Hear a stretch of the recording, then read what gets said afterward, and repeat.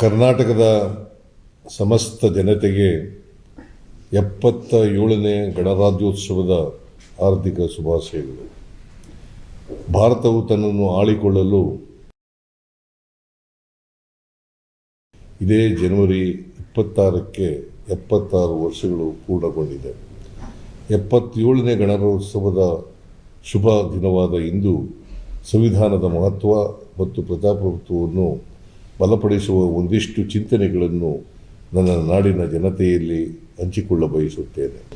ಭಾರತದ ಎಲ್ಲ ನಾಗರಿಕರಿಗೆ ಸಾಮಾಜಿಕ, ಆರ್ಥಿಕ ಮತ್ತು ರಾಜಕೀಯ ನ್ಯಾಯವನ್ನು, ಚಿಂತನೆ, ಅಭಿವ್ಯಕ್ತಿ, ನಂಬಿಕೆ ಮತ್ತು ಆರಾಧನೆಯ ಸ್ವಾತಂತ್ರ್ಯವನ್ನು, ಸ್ಥಾನಮಾನ ಮತ್ತು ಅವಕಾಶಗಳಲ್ಲಿ ಸಮಾನತೆಯನ್ನು ಖಾತರಿಪಡಿಸಲು ಎಲ್ಲರ ನಡುವೆ ಭ್ರಾತೃತ್ವವನ್ನು ಉದ್ದೀಪನಗೊಳಿಸುವುದೇ ನಮ್ಮ ಸಂವಿಧಾನದ ಆಶಯವಾಗಿದೆ. ಕರ್ನಾಟಕದಲ್ಲಿ 800 ವರ್ಷಗಳ ಹಿಂದೆಯೇ ಪ್ರಜಾರಾಜ್ಯದ ಬೀಜಾಂಕುರವಾಗಿತ್ತು ಎನ್ನುವುದನ್ನು ಈ ಸಂದರ್ಭದಲ್ಲಿ ನಾವೆಲ್ಲ ಹೆಮ್ಮೆಯಿಂದ ನೆನಪು ಮಾಡಿಕೊಳ್ಳಬೇಕಾಗಿದೆ. ಅದು ಸಾಧ್ಯವಾಗಿರುವುದು ಸಾಮಾಜಿಕ ಕ್ರಾಂತಿಯ ಹರಿಕಾರ ಬಸವಣ್ಣನವರ ನೇತೃತ್ವದಲ್ಲಿ ನಡೆದಿದ್ದ ಶರಣ ಚಳವಳಿಯಿಂದ. ಕೂಡಲ ಸಂಗಮದ ಅನುಭವ ಮಂಟಪ ಪ್ರಪಂಚದ ಪ್ರಜಾಪ್ರಭುತ್ವ ವ್ಯವಸ್ಥೆಗೆ ಮಾದರಿ ಸ್ವರೂಪದ್ದು. ಸಮಾಜದ ಅತ್ಯಂತ ಕೆಳಸ್ತರದ ಜನರೂ ಕೂಡ ಚರ್ಚೆಯಲ್ಲಿ ಸಕ್ರಿಯವಾಗಿ ಪಾಲ್ಗೊಂಡು ತಮ್ಮ ಅಭಿಪ್ರಾಯ, ಅಹವಾಲುಗಳನ್ನು ವ್ಯಕ್ತಪಡಿಸುವ ಸಮಾನ ಅವಕಾಶ ಅನುಭವ ಮಂಟಪದಲ್ಲಿತ್ತು. ಇದು ನಾವಿಂದು ಅನುಭವಿಸುತ್ತಿರುವ ಪ್ರಜಾಪ್ರಭುತ್ವ ವ್ಯವಸ್ಥೆಯ ಅಡಿಗಲ್ಲು. ಭಾರತದಲ್ಲಿ ನ್ಯಾಯಯುತ ಸಾಮಾಜಿಕ ವ್ಯವಸ್ಥೆಯನ್ನು ನಿರ್ಮಿಸುವ ಈ ತೀರ್ಮಾನ ಒಂದು ಚಾರಿತ್ರಿಕ ಸಂದರ್ಭದಲ್ಲಿ ಬೈದಾಳಿತು. ಬಾಬಾ ಸಾಹೇಬ್ ಅಂಬೇಡ್ಕರ್ ಅವರು ರಚಿಸಿದ ಈಗಿನ ಸಂವಿಧಾನ ಅಂಗೀಕಾರ ಆಗುವುದಕ್ಕಿಂತ ಮೊದಲು ಭಾರತದಲ್ಲಿ ಒಂದು ಅಲಿಖಿತ ಸಂವಿಧಾನ ಇತ್ತು. ಅದು ಅಸಮಾನತೆಯನ್ನು ಒಪ್ಪಿಕೊಂಡ, ಲಿಂಗ ಮತ್ತು ಜಾತಿ ಆಧಾರದಲ್ಲಿಯೇ ಮನುಷ್ಯನ ಯೋಗ್ಯತೆ, ಅವಕಾಶಗಳನ್ನು ನಿರ್ಧರಿಸುವ ಅಲಿಖಿತ ಸಂವಿಧಾನ. ಈ ಸಾಂಪ್ರದಾಯಿಕ ಸಾಮಾಜಿಕ ವ್ಯವಸ್ಥೆಯಲ್ಲಿ ಕೆಲವು ವರ್ಗಗಳು, ಅಂದರೆ ಶೂದ್ರರು, ಮಹಿಳೆಯರು ಮತ್ತು ಅಸ್ಪೃಶ್ಯರು ಸಂಪತ್ತನ್ನು ಹೊಂದುವ, ಜ್ಞಾನವನ್ನು ಗಳಿಸುವ, ಘನತೆಯಿಂದ ಬದುಕುವ ಹಕ್ಕಿನಿಂದ ವಂಚಿತರಾಗಿದ್ದರು. ಈ ಮನುಷ್ಯ ವಿರೋಧಿ ಅಲಿಖಿತ ಸಂವಿಧಾನವನ್ನು ತಿರಸ್ಕರಿಸಿ ಬಾಬಾ ಸಾಹೇಬ್ ಅಂಬೇಡ್ಕರ್ ಅವರು ಹೊಸದೊಂದು ಸಂವಿಧಾನವನ್ನು ಭಾರತಕ್ಕೆ ನೀಡಿದರು. ಭಾರತದಲ್ಲಿ ಆಧುನಿಕ ಹಾಗೂ ಪ್ರಜಾಪ್ರಭುತ್ವವಾದಿ ರಾಷ್ಟ್ರಪ್ರಭುತ್ವದ ಹುಟ್ಟಿನೊಂದಿಗೆ ಈ ಬಗೆಯ ತಡೆಗೋಡೆಗಳನ್ನು ಮುರಿಯುವ ಪ್ರಯತ್ನ ಪ್ರಾರಂಭವಾಯಿತು. ಯಾರು ಯಾವ ಸಾಮಾಜಿಕ ಮೂಲದಿಂದಲೇ ಬಂದಿರಲಿ, ಅಭಿವೃದ್ಧಿಯ ಹಾಗೂ ಪ್ರಗತಿಯ ಫಲ ಎಲ್ಲರಿಗೂ ಸೇರಬೇಕು ಎಂಬುದು ಸಂವಿಧಾನದಲ್ಲಿ ಸೂಚಿತವಾದ ಸರ್ವರನ್ನೂ ಒಳಗೊಳ್ಳುವ ಸಾಮಾಜಿಕ ಮರುರಚನೆಯ ನಿರ್ಣಯವಾಗಿದೆ.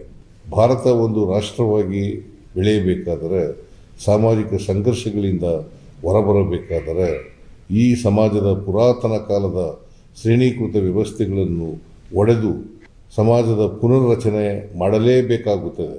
ನಾಗರಿಕನು ಸ್ಥಾನಮಾನ, ಆತನ ಸತ್ವ ಸಾಧನೆಗಳಿಂದ ನಿರ್ಣಯವಾಗಬೇಕೇ ಹೊರತು ಅವನ ಹುಟ್ಟು ಇಲ್ಲವೇ ಪುರಾತನ ಕಾಲದಿಂದ ಬಂದ ಸಾಮಾಜಿಕ ಮೂಲಗಳಿಂದ ಅಲ್ಲ ಎಂಬುದನ್ನು ಪ್ರತಿಪಾದಿಸುವ ನಾಗರಿಕ ಸಮಾಜದ ನಿರ್ಮಾಣ ನಮ್ಮ ಸಂವಿಧಾನದ ಮೂಲ ಆಶಯವಾಗಿದೆ.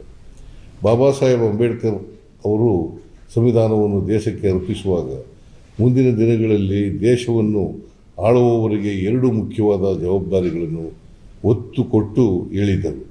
ಮೊದಲನೆಯದು, ಈ ದೇಶದಲ್ಲಿ ರಾಜಕೀಯ ಪ್ರಜಾಪ್ರಭುತ್ವದ ರಕ್ಷಣೆ, ಆ ಮೂಲಕ ದೇಶದ ಸಾರ್ವಭೌಮತೆಯನ್ನು ಕಾಪಾಡುವುದು. ಎರಡನೆಯದಾಗಿ, ಆರ್ಥಿಕ ಪ್ರಜಾಪ್ರಭುತ್ವವನ್ನು ಸಾಧಿಸುತ್ತಾ ಹೋಗುವುದು. ದೇಶ ನಿಜಕ್ಕೂ ಬಲಗೊಳ್ಳುವುದು ಮತ್ತು ಸದೃಢಗೊಳ್ಳುವುದು ಆರ್ಥಿಕ ಪ್ರಜಾಪ್ರಭುತ್ವದಿಂದ. ಇದನ್ನು ಸಾಧಿಸಬೇಕೆಂದರೆ ಸಾವಿರಾರು ಜಾತಿಗಳಾಗಿ ಮೇಲು ಕೀಳು ಎಂಬ ತಾರತಮ್ಯಗಳಲ್ಲಿ ಛಿದ್ರವಾಗಿರುವ ಈ ದೇಶದಲ್ಲಿ ಸಾಮಾಜಿಕ ನ್ಯಾಯದ ಮೂಲಕ ಆರ್ಥಿಕ ಸಮಾನತೆಯನ್ನು ಸ್ಥಾಪಿಸಿ ದೇಶವನ್ನು ಆಂತರಿಕವಾಗಿ ಸದೃಢಗೊಳಿಸಬೇಕಾಗಿದೆ. ಕೇವಲ ರಾಜಕೀಯ ಪ್ರಜಾತಂತ್ರದಿಂದ ನಾವು ತೃಪ್ತರಾಗಬಾರದು. ಅದನ್ನು ಸಾಮಾಜಿಕ ಪ್ರಜಾಪ್ರಭುತ್ವವನ್ನು ಮಾಡುವ ನಮ್ಮ ಪ್ರಯತ್ನ ಜಾರಿಯಲ್ಲಿರಬೇಕು ಎಂದು ಅವರು ಬುದ್ಧಿಮಾತು ಹೇಳಿದ್ದರು. ನಮ್ಮ ಸರ್ಕಾರದ ಎಲ್ಲ ಯೋಜನೆಗಳಿಗೆ ಮಾರ್ಗದರ್ಶನ ನೀಡುತ್ತಾ ಬಂದಿರುವುದು ನಮ್ಮ ಸಂವಿಧಾನ. ಅದರೊಳಗಿನ ಅಕ್ಷರಗಳಿಗೂ ನಮ್ಮ ಪಕ್ಷ ಮತ್ತು ಸರ್ಕಾರ ಬದ್ಧವಾಗಿದೆ. ರಾಜ್ಯದ ಜನತೆಯ ಬಡತನ, ಅನಾರೋಗ್ಯ, ಅನಕ್ಷರತೆ, ಅಪೌಷ್ಟಿಕತೆಯನ್ನು ನಿವಾರಿಸಿ ಹಸಿವು ಮುಕ್ತ, ಅನಾರೋಗ್ಯ ಮುಕ್ತ, ಅನಕ್ಷರತೆ ಮುಕ್ತ ಮತ್ತು ಭಯ ಮುಕ್ತ ಸಮಾಜವನ್ನು ನಿರ್ಮಿಸುವುದು ಚುನಾಯಿತ ಸರ್ಕಾರದ ಸಂವಿಧಾನಬದ್ಧ ಕರ್ತವ್ಯವಾಗಿದೆ. ಬಡತನ ಎನ್ನುವುದು ಅಪರಾಧ ಅಲ್ಲ. ಇದು ಅಸಮಾನ ಸಂಪತ್ತು ಮತ್ತು ಅವಕಾಶ ಹಂಚಿಕೆಯ ಫಲ ಎನ್ನುವುದನ್ನು ನಾವು ಮರೆಯಬಾರದು. ನಮ್ಮ ಸಂಪತ್ತು ಮತ್ತು ಅವಕಾಶದ ಸಮಾನ ಹಂಚಿಕೆಯಾದಾಗ ಮಾತ್ರ ಸಮೃದ್ಧ, ಬಲಿಷ್ಠ ಮತ್ತು ಕ್ರಿಯಾಶಾಲಿಯಾದ ಸಮಾಜ ನಿರ್ಮಾಣ ಸಾಧ್ಯ ಎನ್ನುವುದನ್ನು ನಾನು ಬಲವಾಗಿ ನಂಬಿದ್ದೇನೆ. ಸಂವಿಧಾನದ ಪರಿಚ್ಛೇದ 9ರ ಪ್ರಕಾರ ಪ್ರತಿಯೊಬ್ಬ ಪ್ರಜೆಗೂ ಜೀವನ ನಿರ್ವಹಣೆಯ ಹಕ್ಕನ್ನು, ಅಂದರೆ ಬದುಕುವ ಹಕ್ಕನ್ನು ನೀಡಬೇಕೆಂದು ಹೇಳುತ್ತದೆ. ಪರಿಚ್ಛೇದ 15(3) ಪ್ರತಿಯೊಬ್ಬ ಮಹಿಳೆ ಮತ್ತು ಮಕ್ಕಳಿಗೆ ಸಂಬಂಧಿಸಿದ ವಿಶೇಷ ಕಾನೂನು ಮಾಡಲು ಅವಕಾಶ ನೀಡಿದೆ. ಜನರ ಪೌಷ್ಟಿಕತೆ ಮತ್ತು ಜೀವನ ಮಟ್ಟವನ್ನು ಹೆಚ್ಚಿಸಿ ಆರೋಗ್ಯವನ್ನು ಅಭಿವೃದ್ಧಿಪಡಿಸುವುದು ಒಂದು ಸರ್ಕಾರದ ಪ್ರಾಥಮಿಕ ಕರ್ತವ್ಯ ಎಂದು ಸಂವಿಧಾನದ ಪರಿಚ್ಛೇದ 47 ಅಡಿಯ ರಾಜನೀತಿಯ ನಿರ್ದೇಶಿತ ತತ್ವ ಹೇಳಿದೆ. ನಮ್ಮ ಸರ್ಕಾರ ತನ್ನ ಮೂಲಭೂತ ಕರ್ತವ್ಯವಾಗಿ ಗ್ಯಾರಂಟಿ ಯೋಜನೆಗಳನ್ನು ಅನುಷ್ಠಾನಗೊಳಿಸಿದೆ.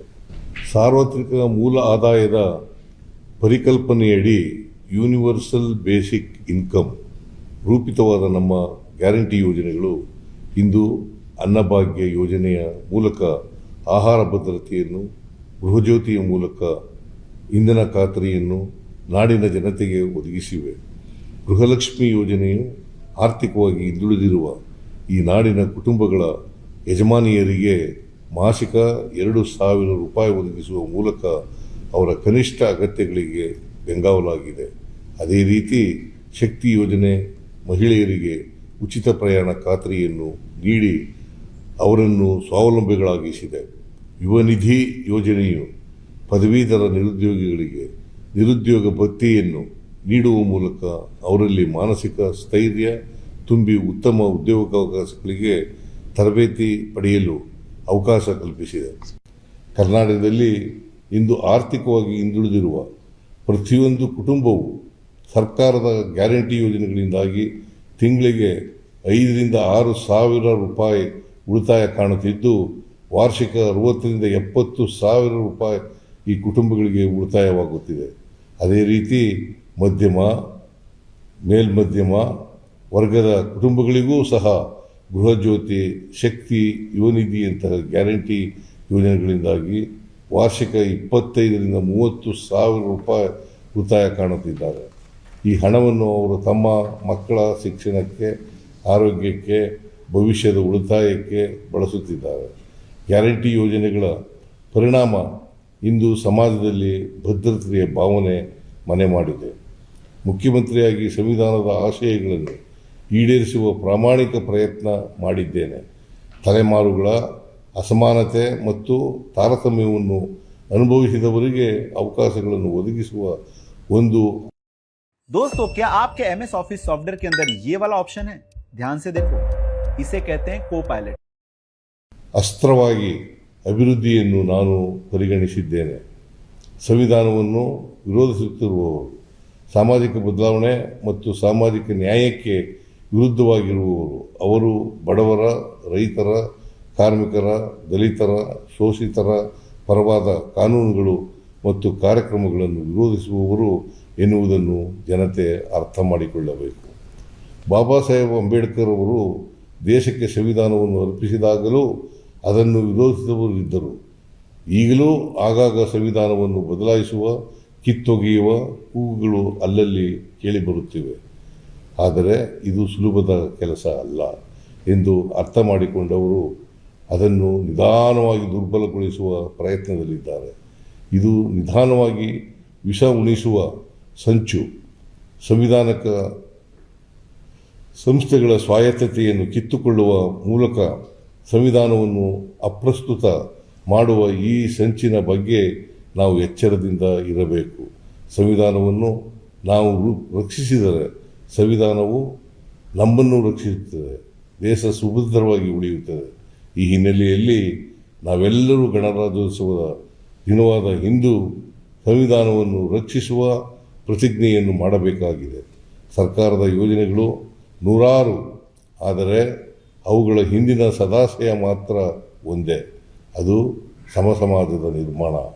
ಸರ್ವರಿಗೂ ಸಮಪಾಲು ಸಮಬಾಳು, ಸರ್ವರನ್ನು ಸಶಕ್ತರನ್ನಾಗಿಸಿ ಶಕ್ತಿಶಾಲಿ ರಾಜ್ಯ ಕಟ್ಟುವ ನಮ್ಮ ಪ್ರಯತ್ನಕ್ಕೆ ನಿಮ್ಮೆಲ್ಲರ ಸಹಕಾರ, ಬೆಂಬಲ, ಆಶೀರ್ವಾದ ಇರಲಿ ಎಂಬ ಮನವಿಯೊಂದಿಗೆ ತಮ್ಮೆಲ್ಲರಿಗೂ ಮತ್ತೊಮ್ಮೆ ಗಣರಾಜ್ಯೋತ್ಸವದ ಶುಭಾಶಯಗಳನ್ನು ಸಲ್ಲಿಸಿ ನನ್ನ ಮಾತುಗಳನ್ನು ಮುಗಿಸುತ್ತೇನೆ.